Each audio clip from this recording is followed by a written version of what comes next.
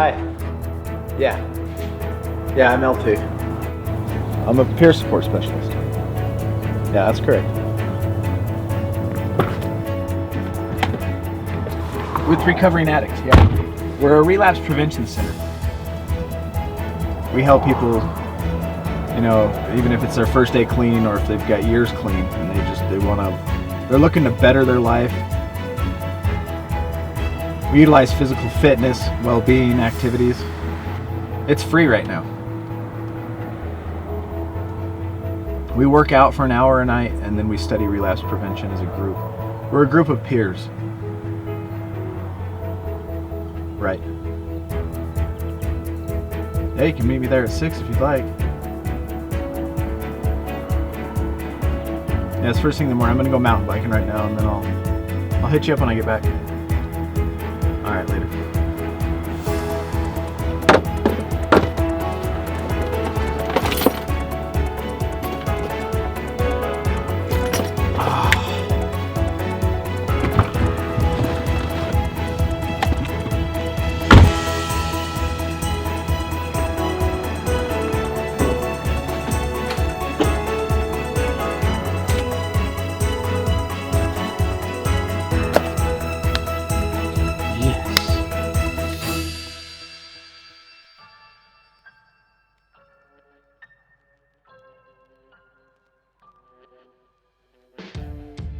Are mentally tough people born or do they become it? I think it's both.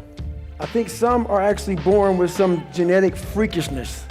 I was not. And what people do so well with me is that they forget the first fucking 4 chapters of that book. And all they fucking do, you know, as you read, you start to forget shit, and then you start to hear about running on broken legs and fucking all that sort of shit. And must be, oh my God, pull-up records and this and that. Fucker, don't forget the first 3-4 chapters when I couldn't read as a junior in high school, when I hid out, where I got called nigger, where I got beat so badly that I became afraid of every motherfucker that ever lived on the planet Earth. I had to reinvent a human being. I sat at home for so many fucking nights by myself, broken. I invented a motherfucker. I actually sat back when I was fat, nasty, out of shape, miserable, and created a human being in my mind that didn't even exist. And said, that's what I want to be. If you weren't born that guy, that mentally strong guy, he can't be made.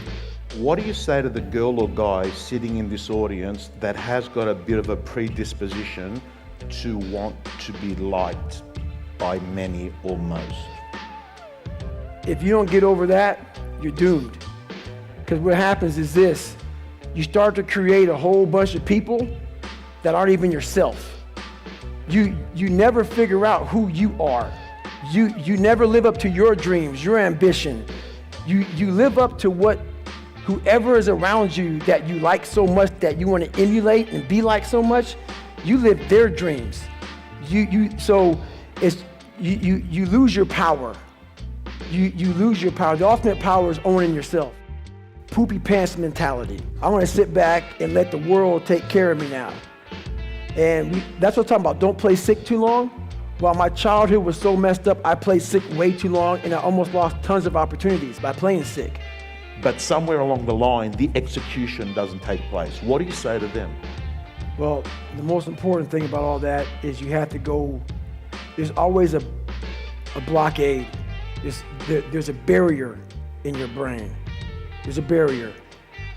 You gotta find out what kind of removes that barrier from your brain. My biggest barrier was my father. And once I removed that barrier, I was free to think. And once I felt good about myself, I was free to put action in. If you don't go back, like I'm a runner, left knee hurts.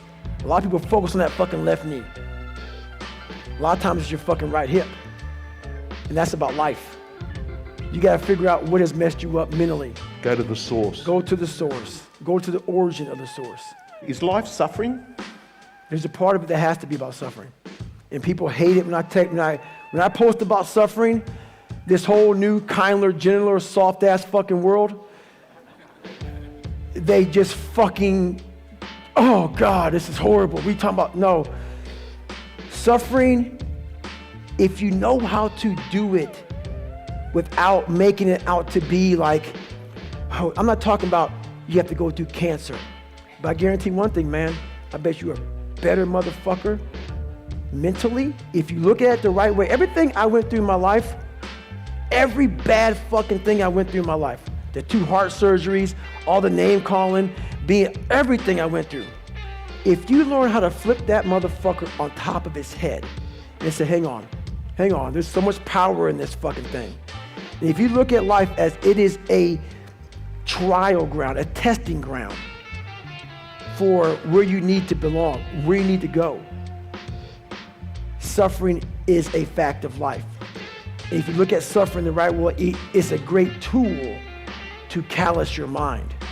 If you look at it as suffering, woe is me, this is bullshit, God, kicking rocks.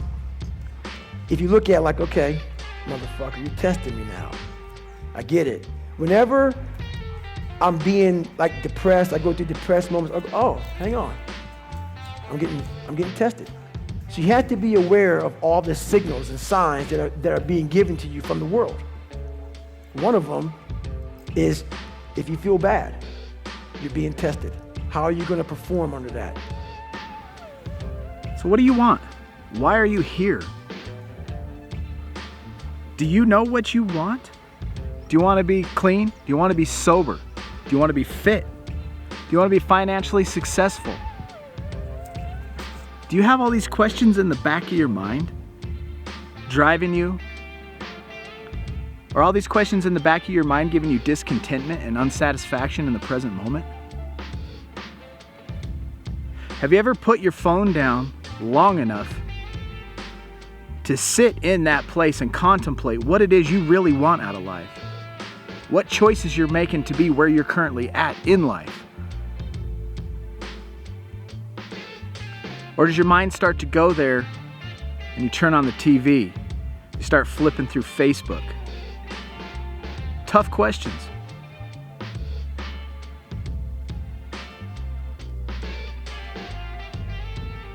We got to start learning how to train our mind. Mental toughness. That's going to take us to the next level.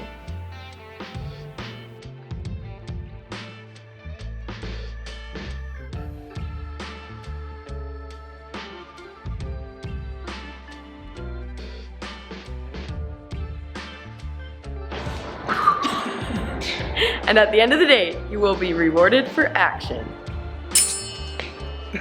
Imagine with me, if you will, 2 different lots. We have a 1-acre lot over here and a 1-acre lot over here. In a beautiful neighborhood, ready, primed, and pristine for 2 new beautiful houses. There's gonna be 2 different and separate crews building each one of these houses, except there's rules. Crew number 1 does not get to pre-plan. Crew number 1 does not get a tape measure. Crew number 2 gets to pre-plan. Crew number 2 gets a tape measure. They get to pre-plan their materials, how much they need to order, what they're gonna get, where they're gonna put it, what sequence they're gonna put it in. Both crews know how to build a house, mind you. Just one gets to plan and measure, while the other does not get to plan nor measure. They just get to eyeball everything. Now picture the house is finished. Who do you think was more accurate, on budget or under budget? What do you think crew 1's house looked like compared to crew 2? Pre-plan, measuring, eyeballing, no plan. The same goes for you in your life and in your recovery. In anything you're about to endeavor, business, success, finances, 30 days clean, 12-step program, working out. Who are you gonna be like, crew number 1 or crew number 2?